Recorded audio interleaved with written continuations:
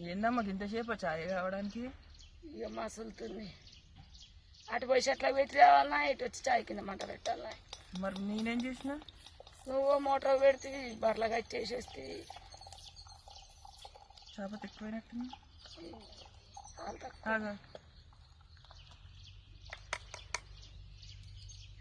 నేనైతే చాయ్ తాగుదామని అయితే పోసుకుంటున్నాను.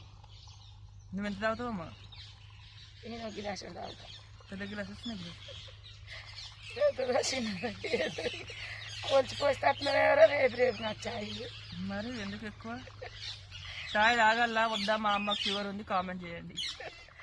చక్కెర లేకుండా తాగుతా ఫ్రెండ్స్. నా కొడుకు అట్లా చెప్తుండు. మరి మళ్ళీ మా అమ్మ తాగినాక మళ్ళీ మేము చక్కెర వేసుకోవాలి. పిల్ల